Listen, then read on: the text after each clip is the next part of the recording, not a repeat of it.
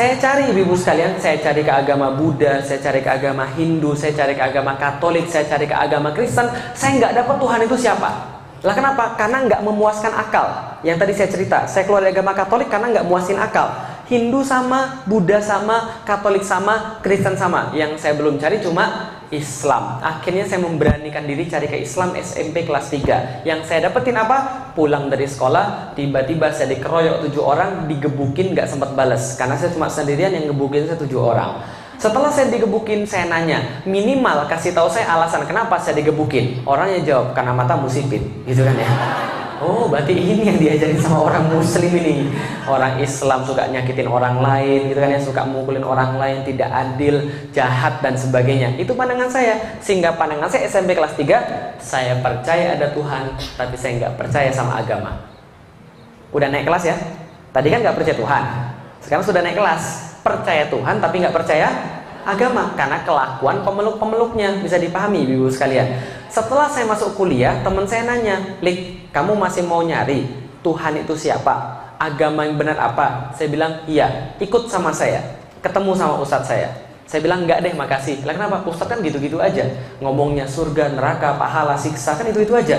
Dia bilang, enggak. Ini orang ustadz saya beda, orangnya masih muda, tapi omongannya penuh hikmah. Namanya Ustadz Fatih Karim. Sudah pernah ketemu? Udah pernah kesini ya? Nah, nanti aja ke sini lagi.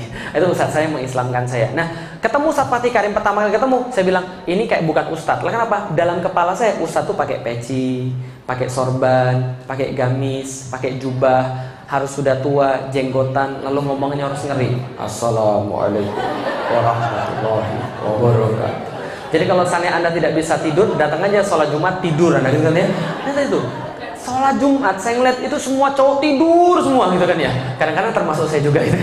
Lah kenapa? Karena tadi khotibnya ceritanya baca kertas, nggak membangkitkan. Ketika Rasulullah kemudian, ya ini agak sedikit melenceng ya, Rasulullah ketika khutbah Jumat itu diceritakan matanya sampai kemudian urutnya keluar dan kemudian mukanya merah. Karena kenapa? Membicarakan sesuatu yang semangat gitu loh. Makanya orang nggak tidur. Tapi kalau kemudian bicara yang benar, ya tidur. Tapi yang saya temukan nggak begitu. Ustadznya masih muda, pecinya sederhana, baju kokonya sederhana. Tapi anehnya adalah yang dia omongkan tentang Islam itu sangat berkaitan dengan dunia. Bahkan dia paham dunia sama seperti dia paham akhirat. Saya tertarik pembicaraan ini karena sebelumnya saya nggak pernah mendengar yang kayak begini. Saya tertarik, saya bilang, Kang, kita lanjut pembicaraannya. Dia bilang, boleh, datang ke rumah saya, datang ke kos-kosan saya minggu depan, kamu bawa Alkitab, saya bawa Al-Quran. Kita diskusi tentang siapa Tuhan, langsung dari buku petunjuk yang sebenarnya. Saya bilang, saya nggak usah bawa Alkitab ya. Lah kenapa? Saya nggak percaya lagi dengan Alkitab. Kita bahas tentang Al-Quran. Minggu depan, kita bahas tentang Al-Quran. Ayat yang pertama kali dibacakan kepada saya adalah, Dzalikal kitabu la raiba fi hudal lil muttaqin. Surat ayat kedua. Surat pertama apa? Al-Fatihah. Al-Fatihah berarti seperti cover buku. Lalu kemudian surat kedua Al-Baqarah, kata pengantar. Ayat pertama Al-Baqarah, alif. Ayat kedua, Dzalikal kitabu la raiba fi hudal lil muttaqin. Berarti kata pengantarnya begitu. Pas baca kata pengantar, baru-baru saya bilang apa? Sombong betul kitab ini. Nah kenapa? Baru di awal-awal sudah mengatakan bahwa dia tidak ada kesalahan, sempurna. Emang yang buat siapa? Lalu kemudian saya protes, Kang, kalau begitu ini kitab salah. Lah kenapa? Belum apa-apa dia bilang bahwa kitab ini sempurna, tidak ada keraguan di dalamnya.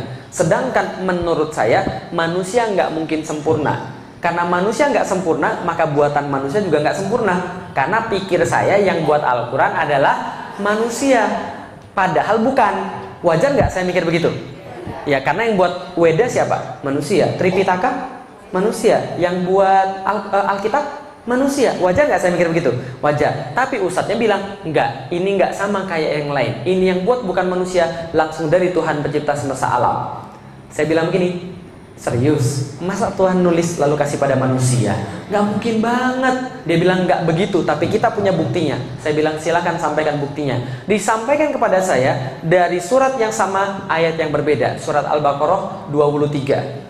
Wa in kuntum fi raibim mimma nazzalna ala abdina fa'tu bi suratin mithlih. Dan bila kalian tetap dalam keraguan dengan apa yang kami turunkan terhadap hamba kami Muhammad, maka datangkanlah satu surat yang semacam dengan Al-Quran itu. Ketika baca ayat itu, kepala saya kayak digebukin ibu-ibu sekalian. Bukan digebukin begini, bukan. Maksudnya gini, argumen saya hancur.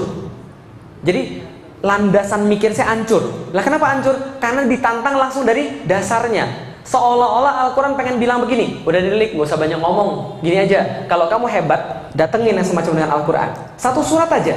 Di antara Al-Quran ada 114, pilih yang mana yang paling pendek, yang mana yang paling mudah, datengin. Kalau kamu bisa, Al-Quran kalah. Tapi kalau kamu nggak bisa, ikut aja Al-Quran. Simple nggak? Fair nggak? Seperti saya bilang ini, ibu-ibu yang di sini yang merasa hebat, ayo kita berantem 1 lawan 1. Kalau ibu-ibu kalah, jadi anak buah saya. Kalau saya kalah, jadi anak buah ibu-ibu sekalian. Adil nggak? Adil. Cuma Al-Quran tidak adil. Al-Quran katakan, wad'u syuhada'akum min dunillah in kuntum shodiqin. Kalau anda nggak berani sendirian, maju semuanya sekalian. Coba ditantangin seluruh manusia. Seluruh manusia ditantangin Al-Quran, suruh buat satu surat yang semacam dengan Al-Quran, walaupun yang paling pendek. Sampai sekarang bisa atau enggak? Ketika saya baca itu, saya kaget loh. Saya bilang sama ustadznya, ini benar nggak ada yang bisa mendatangkan yang semacamnya? Ustadznya bilang, silakan cari aja. Saya mikir begini, ini surat turun 1400 tahun yang lalu. Kalau ada orang yang bisa, tentu dari dulu sudah dilakukan. Ternyata setelah saya cari, betul nggak ada. Akhirnya apa yang saya pikir? Ini segel ini. Paham ibu sekalian? Ini segel dari pabrik ini. Maka saya bilang, Tuhan saya namanya Allah, Rasul saya namanya Muhammad, dan agama saya Islam. Lah kenapa? Karena saya punya bukti sekarang yang enggak saya dapat ketika di agama-agama yang lain. Saya punya bukti, maka saya masuk Islam. Bisa dipahami ibu sekalian? Nah, ini penting betul. Lah kenapa? Al-Quran itu segel. Nih, coba kita lihat ibu-ibu sekalian. Kalau kita lagi jalan di jalan, ada polisi berhentiin, berhenti nggak? Kenapa berhenti? Karena polisi. Tahu dari mana kalau dia polisi? Seragam. Selain seragam apa lagi? Buktinya apa lagi? Kartu petunjuk. Ada peluit, ada kemudian ya pengenal lah bahwa dia adalah polisi. Betul begitu? Berarti setiap petugas pasti punya bukti. Betul? Rasul itu petugas atau bukan? Petugas. Petugasnya siapa? Turun ke dunia. Bawa bukti nggak? Kalau dia dari Allah, apa buktinya? Bukan. Setiap nabi-nabi buktinya apa namanya? Mujizat. Mujizat artinya bukti, mujizat artinya bukti, salah. Mujizat artinya keajaiban, salah. Mujizat artinya, ingat baik-baik, mujizat asal katanya ajaza. Ain jim za. Itu asal katanya. Ajaza. Ajaza artinya lemah. Hati-hati ya. Al-Aziz itu yang maha kuat, Allah. Tapi kalau Al-Ajiz itu yang maha lemah. Jadi kalau ngomong bahasa Arab itu hati-hati. Kalau salah dikit aja makhrajnya, salah semua. Kolbu itu hati, kalbu itu anjing. Hati-hati. Harus kolbu, ada kol-kolahnya. Kolbu. Kalau kalbu, anjing. Kalau kolbu, jelas ya? Ajaza artinya lemah. Mukjizat artinya yang melemahkan. Loh, kok yang melemahkan? Jadi gini ceritanya. Setiap nabi turun, itu selalu membawa sesuatu yang membuat yang lain terasa lemah terhadap itu. Makanya mukjizat tergantung tren. Tergantung apa? Tren. Contoh, Nabi Musa. Trennya apa waktu itu? Sihir, yang lagi keren. Orang yang bisa sihir dianggap hebat, dianggap kuat, dianggap luar biasa. Nabi Musa turun, bawa yang lebih hebat daripada sihir. Apa itu? Apa buktinya diberikan Allah? Tongkat. Bisa berubah jadi? Bisa membelah laut. Setelah Nabi Musa wafat, apakah mujizatnya masih ada? Masih ada tongkat yang model begitu? Kalau masih ada, saya mau beli 2. Nggak ada lagi tongkat model begitu. Semua mujizat diangkat ketika nabinya wafat. Ganti masa Nabi Daud. Nabi Daud yang lagi ngetren apa? Nabi Daud yang lagi ngetren apa di masa itu? Perang. Orang yang paling hebat adalah orang yang paling gede badannya. Maka ada cerita Jalut. Jalut itu orang Filistin, yang orang Filistin badannya di atas rata-rata. Nah ini Jalut orang yang paling bongsor di antara Filistin. Berarti lebih gede lagi. Maka orang gede kuat. Maka diturunkan Nabi Daud dengan mujizat, bisa melembutkan besi. Dia pakai baju zirah, dia pakai baju besi, menang jadi raja. Gitu kan ya? Nabi Sulaiman anaknya Nabi Daud lagi ngetren apa? Buat gedung-gedung megah, kendaraan-kendaraan super cepat, dan sihir-sihir yang mematikan. Maka Allah kasih dia orang naik kendaraan biasa unta, dia kendaraannya apa? Angin. Orang buat megah bangunan-bangunan megah, dia buat bangunan rumahnya itu pintunya aja 9 pilar. Pintunya doang. Tehelnya kaca semua. Gitu kan ya? Itu Nabi Sulaiman. Ganti masa lagi, Nabi Isa. Nabi Isa yang lagi ngetren apa? Trennya ganti. Apa yang lagi ngetren? Medis, kesehatan. Orang lepra, buta, kusta sekali sentuh selesai. Orang mati hidup, gitu kan ya, atas izin Allah. Tapi setiap nabi wafat, nabinya diangkat, mujizatnya diangkat. Betul? Nabi Muhammad yang lagi ngetren apa di kalangan orang-orang Arab dan di kalangan dunia pada saat itu? Syair, sastra, bahasa, informasi. Ya, maka turun Al-Quran yang informasinya ngeri, sastranya ngeri, nggak ada yang nyaingin. Stres tiap orang di depan Al-Quran. Ini kok bisa kayak begini? Ini kok bisa kayak begini? Betul kan ya? Semua orang merasa lemah di depan Al-Quran. Hebatnya adalah apa? Nabi Muhammad ini kemuliaannya, ketika dia wafat, Al-Qurannya nggak diangkat. Mujizatnya tetap ada. Supaya kenapa? Allah pengen tanya Anda perlu bukti apa lagi untuk beriman? Sudah ada itu. Yang lain diangkat, nggak bisa lagi. Mujizatnya mana? Mujizatnya mana? Nggak ada. Nabi Muhammad tetap ada. Mujizatnya di mana kalau gitu? Nih, kalau gitu saya lihat. Bahasa sastra itu beda dengan bahasa biasa. Betul? Saya seorang penulis, dikit banyak saya tahu sastra. Contoh, ini bahasa biasa. Bapak dan ibu pergi ke pasar, paham? Bahasa sastranya nggak begitu. Bahasa sastranya bisa jadi begini: ayah dan bundaku, mereka meniti jalan menuju tempat orang berjual beli. Kan itu kan? Lebih susah dipahami yang mana? Yang pertama atau yang kedua? Dalam sastra itu selalu berlaku satu hal yang sangat-sangat sederhana. Kalau Anda mau pilihan katanya indah, Anda keluar daripada makna yang sebenarnya. Tapi kalau Anda mau kemudian maknanya yang dapat, Anda pakai bahasa yang sederhana. Bisa dipahami Ibu sekalian?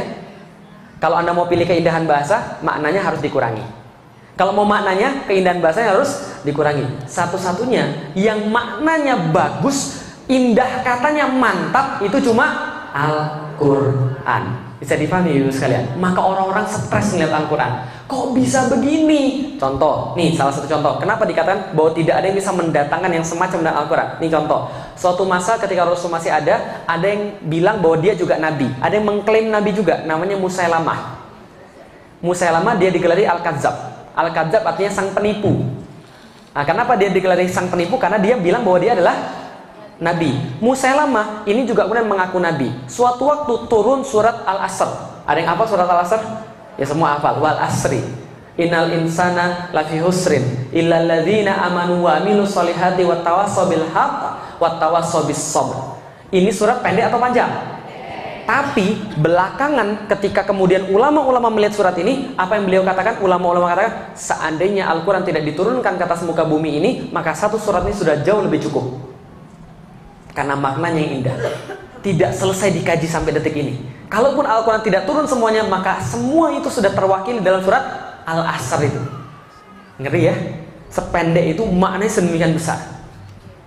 Nah, ketika turun surat tadi, Amr bin As yang waktu itu belum masuk Islam, orang ini pinter banget. Amr bin As ini pinter banget orangnya, belum masuk Islam. Dia jalan-jalan ketemu Musailamah Al-Kadzab. Ketika ketemu Musailamah, Amr bin As bilang, tahu nggak? Semalam itu baru ada wahyu yang turun kepada Nabi Muhammad. Keren banget. Apa kerennya? Nih, coba dengar. Wal asri innal insana lafi husri illal ladzina amanu wa amilus solihati wa tawassaw bil haqq wa tawassaw bis sabr. Musailamah dengar, lalu bilang, semalam juga saya turun wahyu.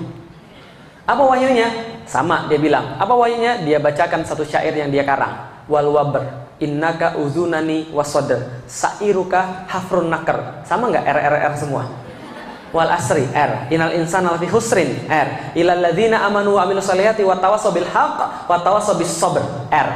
Rimanya pas, temponya pas, belakangnya R semua, maknanya nggak selesai dikaji sampai sekarang. Tapi Musailamah belakangnya R semua. Tahu artinya? Wal wabar, demi kelinci. Innaka uzunani wasodar, pada dirimu terdapat dua telinga yang panjang dan dada yang membusung. Sa'iruka hafrun nakar, di sekelilingmu terdapat galian tanah. Ketika dengar itu, Amr bin As tertawa terbahak-bahak kemudian bilang, Musailamah cukup. Lalu kenapa? Nanti orang-orang menertawakanmu. Lalu dia bilang sama Khalid bin Walid, yuk kita ke tempat Muhammad, kita masuk Islam. Gara-gara dengar surat Wal Asri. Surat Toha 1-20 itu membuat Tufail bin Amr ad-Dausi yang hafal 200 ribuan syair bertekuk lutut, nangis, lalu berkata, saya nggak pernah dengar yang kayak begini. Lalu kemudian dia masuk Islam. Bisa dipahami sekali? Kita aja mungkin yang nggak ngerti bahasa Arab, ini mana bagusnya? Bisa dipahami Ibu sekalian? Makanya belajar. Tapi kadang-kadang itulah, ini mujizat yang masih tertinggal satu-satunya di dunia, tapi malas kita baca.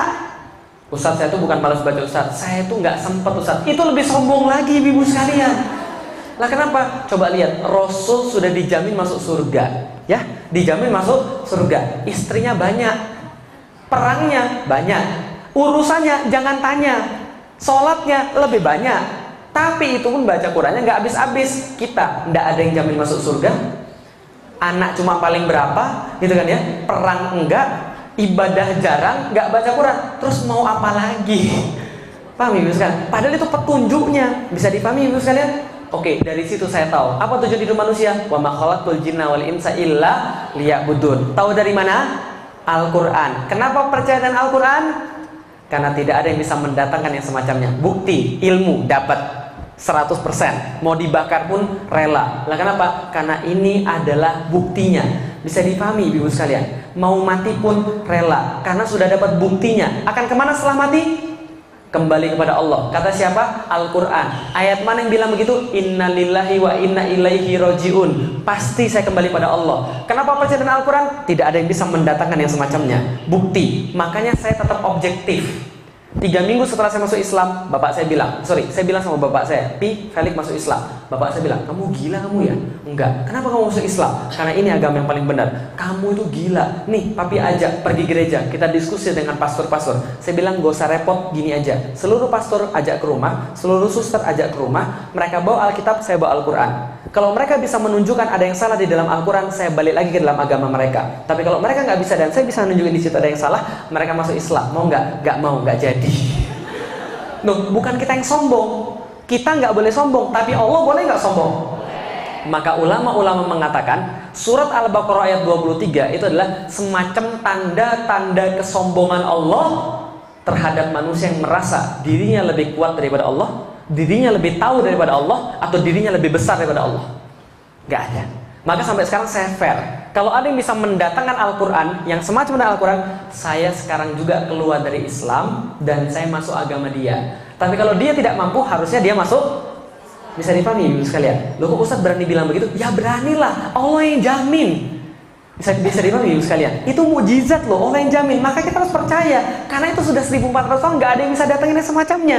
Bisa dipahami Ibu sekalian? Berarti itulah alasan kenapa kita Muslim, nggak yang lain. Karena yang lain nggak punya bukti, cuma Islam yang punya bukti. Nah, dari Allah akan kembali pada Allah, dan di dunia adalah beribadah pada Allah. Ini penting banget. Kalau dari tadi ocehan saya mau dilupakan, boleh, tapi jangan lupakan ocehan saya yang terakhir ini. Apa ocehan saya yang terakhir? Nih, apa yang dimaksud dengan iman?